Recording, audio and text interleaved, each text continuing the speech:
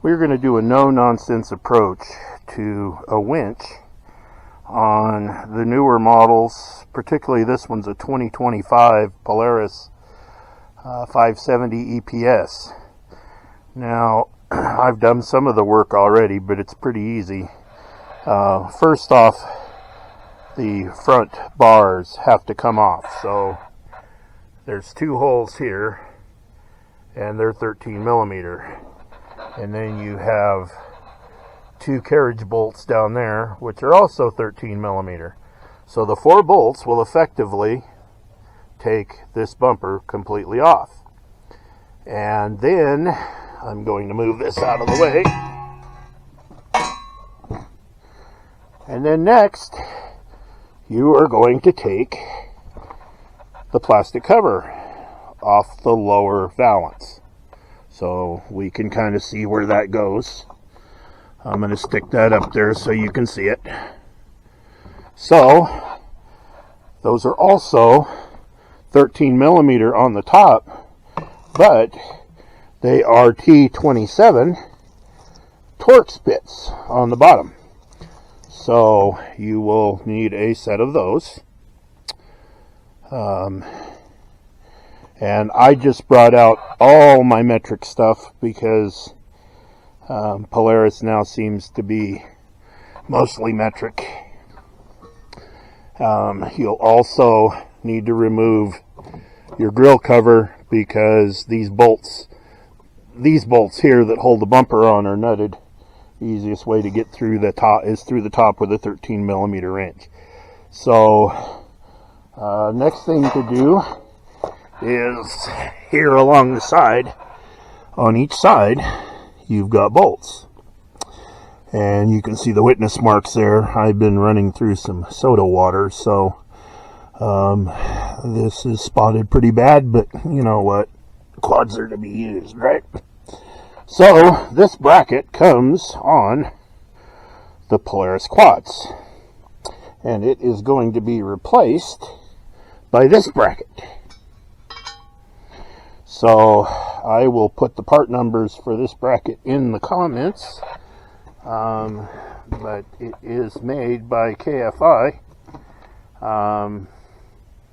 and like I said, I'll put the part number in the comments, but if you want to write it down and not look in the comments, the part number for the winch mount is 101840. Again, that's 101840. And then also, after 2024, you have to buy the bumper adapter to put your bumper back on. So that guy goes on like that, comes with bolts, comes with instructions, and the part number for that adapter to put your bumper back on is 101895. Again, that's 101895. So at this point, we are using a Badlands ZXR 3500, and I am going to convert this cable to winch rope. So at our local Harbor Freight, I have picked up 50 feet of 3/16 ATV rope. They've got capacities of about 3,000 pounds.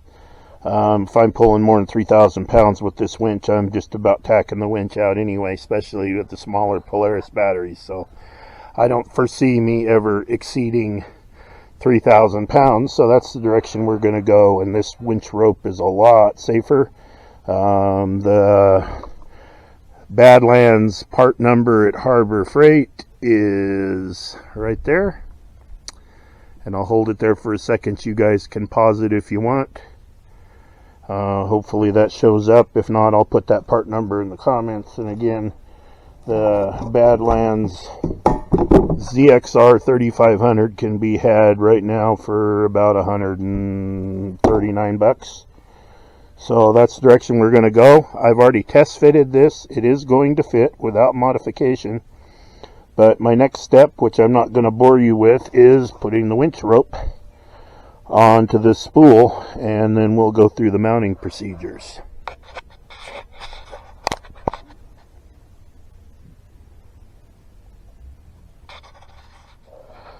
Okay, so we got through the boring stuff. I pulled all of the winch cable off, and we've now inserted a hex wrench in here, Allen wrench, whatever you want to call it. So you don't want to take that completely out, but just loosen it up enough that you can get the cable out. Next thing you want to do is make sure you go through your winch bracket, and you're going to spool from the bottom, because this thing is going to mount upside down, just like this.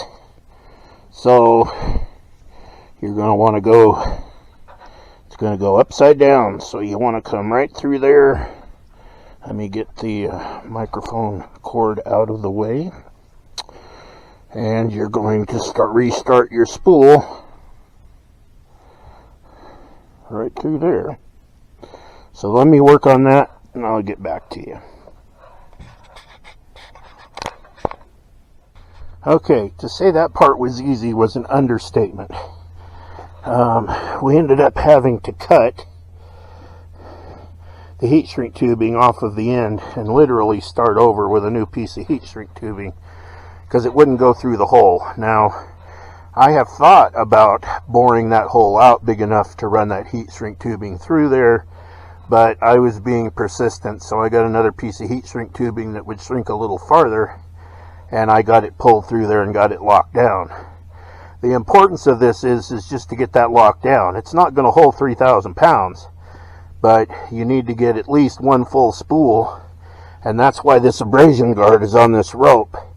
So when you're winching something and that abrasion guard shows up as you're pulling it out, it means you're getting pretty close to the end, and you're going to lose structural integrity if you pull it all the way out to the end like that. So once we're done, we're going to wrap it up in there, and then the end of this will be our guide that we're getting to the end of our abrasion coat. And then there's an abrasion coat on the other end also. But this is what's important here. So there may be 50 feet of rope here, but effectively you've only got about 40 feet of usable length to be safe. So right now we're ready to mount the winch into that housing. I'll spare you the gory details unless I run into something technical that I need to show you. So in the next video we should see it mounted on the bike. Okay, so looking at the instructions, it shows us the picture of the winch in the mount, which we have done here. Our cable has come over the top. There's our fair lead on there. And this comes with a bunch of bolts in the winch kit. Not sure how many we're going to use, but the winch mounting kit comes with its own bolt kit too, so that you can put all of these pieces back together. So I'm going to save you the gory details of mounting this sucker up, but I'll just show you that we did run all the holes forward all the way in the slots. And I just tightened down the last two bolts. So we'll spare you the gory details, be back in a minute. Okay, so one of the things in the instructions with the winch is to tell you to either mount your bracket there for your controller or back here, which would put it like that. Well, this presents two problems with this design. One, top of the bracket's right here for the winch, which is right there. So there is not enough space or clearance to mount the relay up high. So I have opted, and since you can't mount it on the vac because of the differential, I have opted to send it up. I have just enough cable to bring it up into the battery compartment. So if the relay's up there, it is out of the weather and should not pose any future problems to the operational capacity of the winch. So we've got some modifications to do. So we'll be right back. One more note, don't do what I did. These carriage bolts have to go into the fair lead before you mount the winch. So I hope you watch this video all the way through before you start doing it, and I'll put that disclaimer in the front of the video. But those have to be in, because once you get it mounted, you can't get them in there. So we'll get it mounted one more time. We'll get it in place. Okay, so that went pretty easy. So winch is mounted in there per the instructions. I double checked to see if the grill would fit that way, and it does. So there you can see how they're mounted with the included bolts on that side and this side. And so we're going to start putting this thing back together and get prepared to wind the winch rope up. So we will continue on and save you all the cussing. Now, previous segment, I talked about that bracket that mounts the relay. Got to rethinking it. At least my 570 has a hole for the winch cables to go down, and fortunately Harbor Freight gives you just enough cable on the Badlands winch to get to the winch. Now this isn't in place yet, but there is a hole down in there that I plan on bracketing for a relay, and then when I'm done, the relay will sit down in there and the negative cable will come over the top. This is now mounted and our leads are hooked up, and those leads will go all the way up, as I said, and I can get them around the fan and zip tie them. They're permanently mounted now to the winch, and everything is in and back together. One thing I will tell you is this doesn't fit exactly. All the bolts line up, and I've heard reviews that say that those nut zerts will strip out if you're not careful.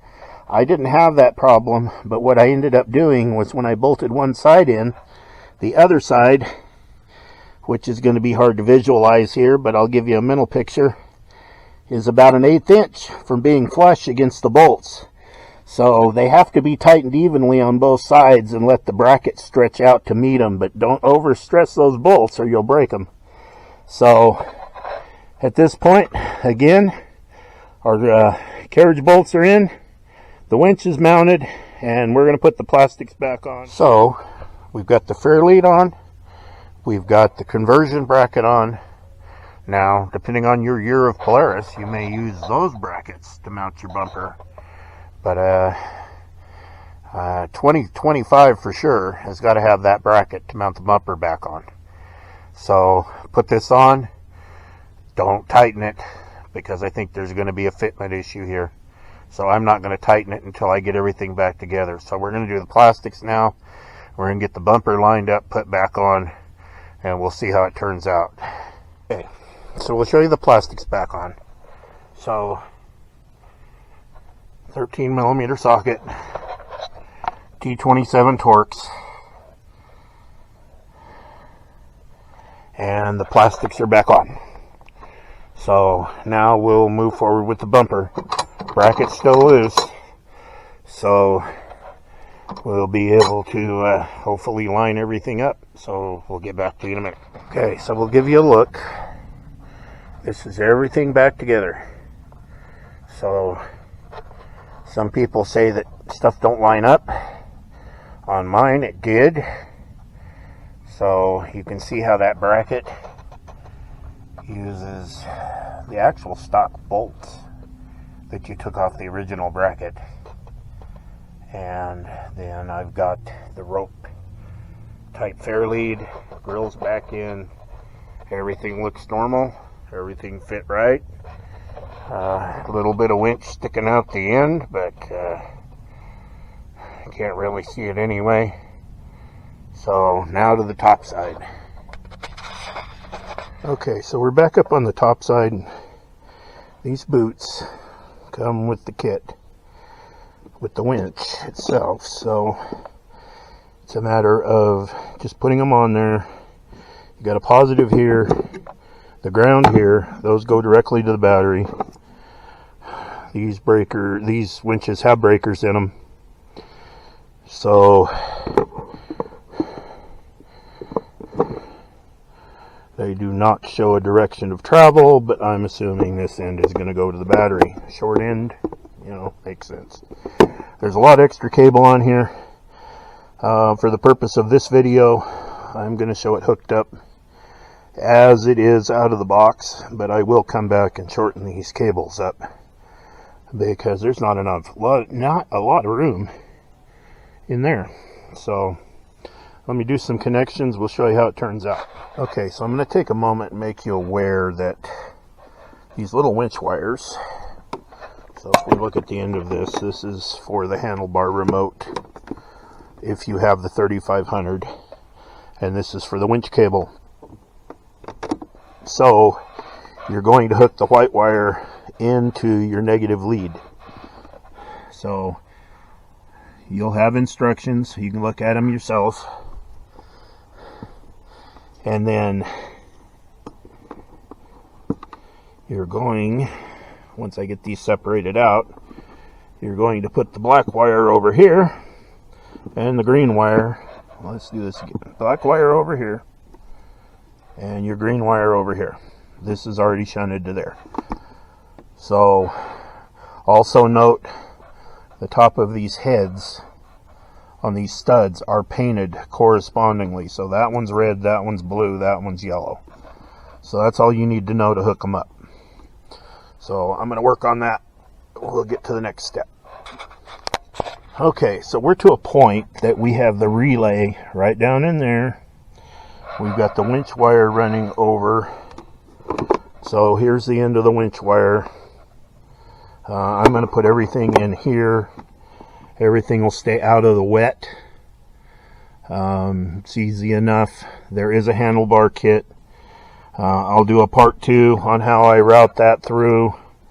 I am going to route it probably right through that gasket right there, because there is an opening there.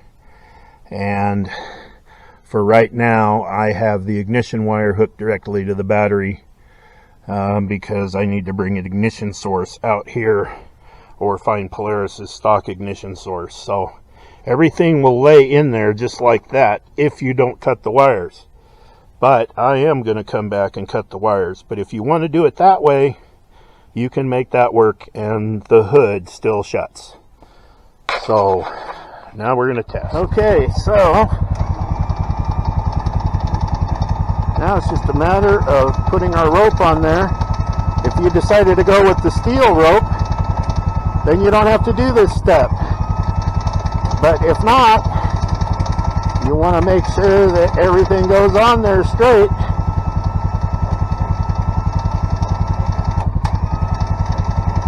So we're getting past the protective sheath now into the rope itself.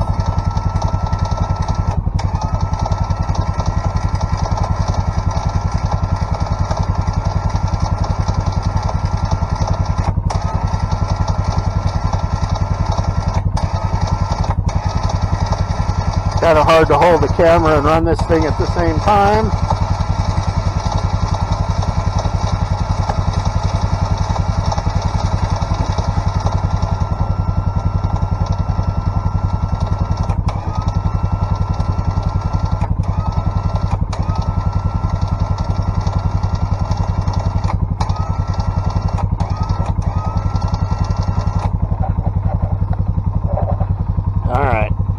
You get the idea. So the hook's on it. It's all rolled up. Last part of the protective sheath protects the rest of the rope in there.